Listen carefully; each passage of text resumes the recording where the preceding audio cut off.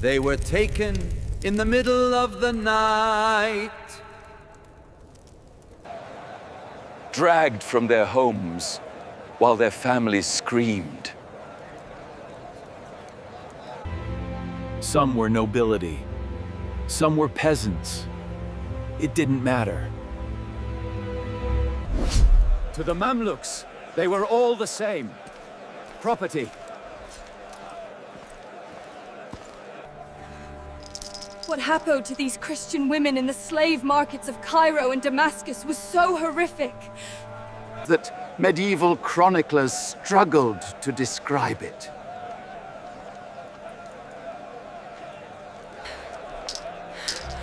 And the worst part?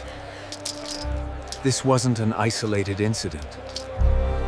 This was systematic, organized.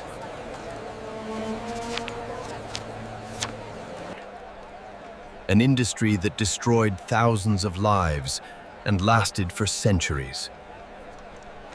Today, you're gonna learn the truth about what the Mamluk Sultanate did to Christian women.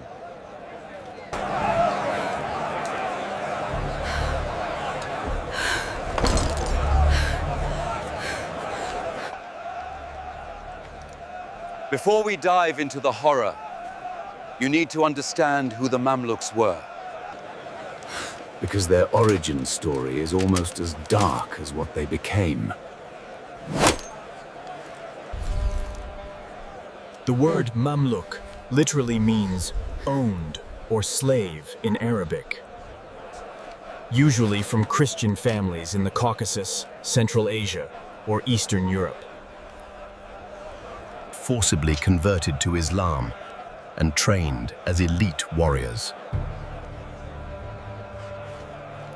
Think about that for a moment. The Mamluks themselves were victims of a brutal slave system.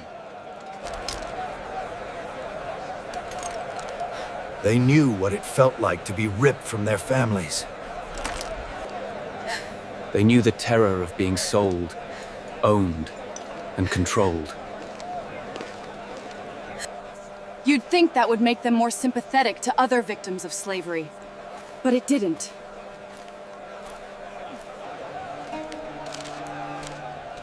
If anything, it made them worse. They perpetuated the same system that had destroyed their own childhoods. But with even more cruelty.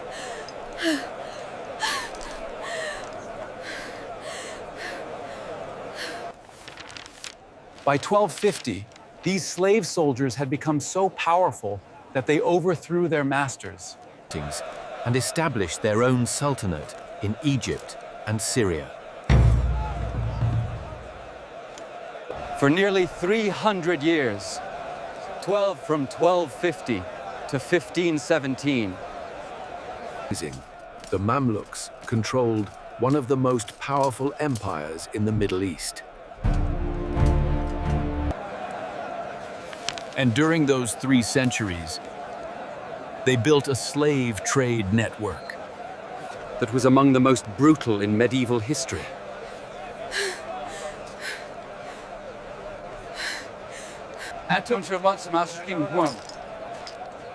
Now, here's what you need to understand about medieval slavery. It wasn't like the slavery you learn about in school. There were different categories. Different fates. Different levels of horror. And Christian women captured by the Mamluks faced some of the worst treatment imaginable.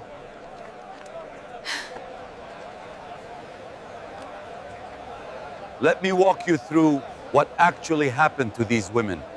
Step by horrifying step. It usually started during raids.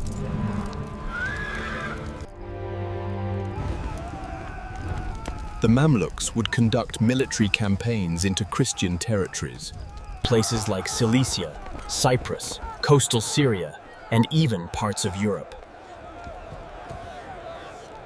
But these weren't just military operations. They were hunting expeditions. And they were hunting people.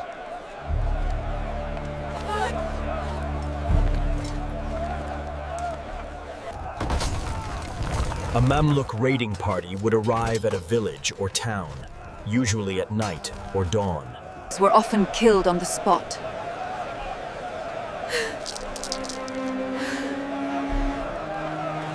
Waking up to screams and the sound of your door being smashed open.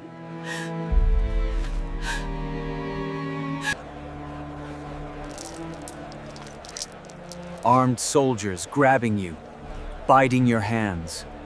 And you're being thrown into a cart with dozens of other terrified women. That's how it began. And it only got worse from there. The journey to the slave markets was a nightmare in itself.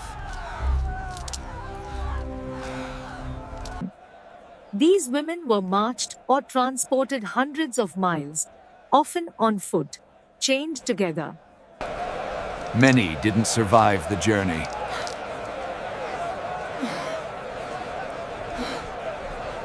Disease, exhaustion, abuse by the guards.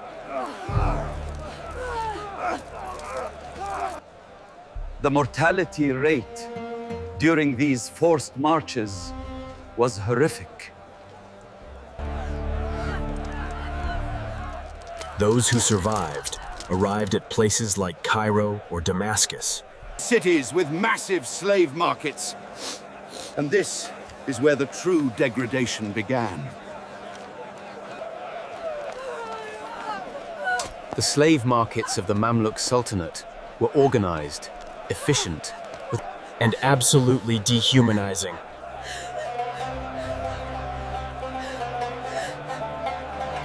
Christian women would be put on display like livestock. Literally. they'd be made to stand on raised platforms while potential buyers examined them. They'd feel their muscles to assess their strength for labor.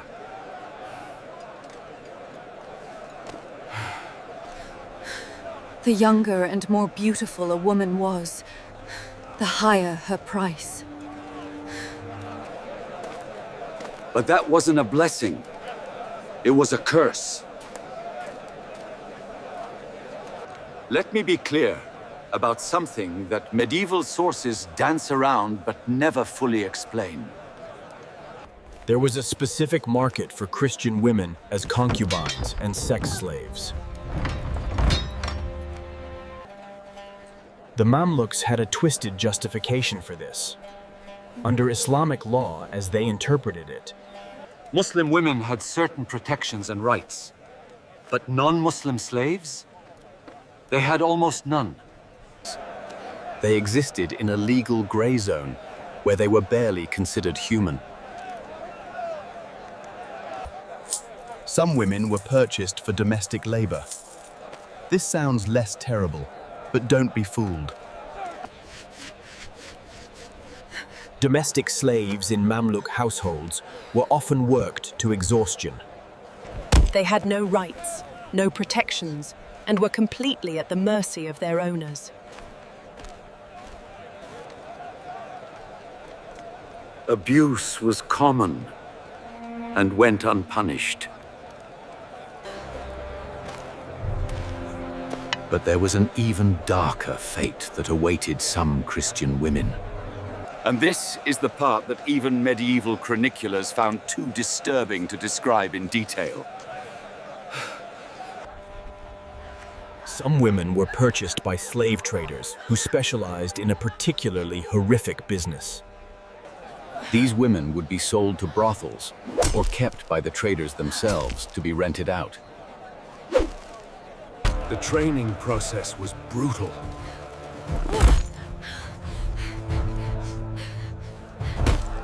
These women were beaten into submission, taught to perform, and threatened with death if they refused or tried to escape. Many tried to escape anyway. Most were caught. and either killed as examples or had their feet mutilated so they couldn't run again.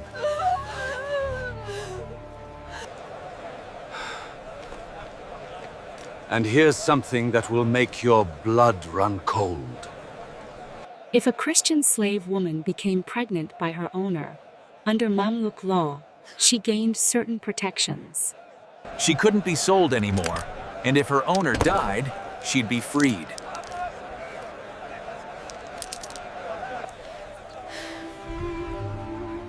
You'd think some women might see pregnancy as a path to freedom. The woman might gain her technical freedom, but she'd lost everything else. Many women in this situation simply disappeared from the historical record. We can only imagine what happened to them.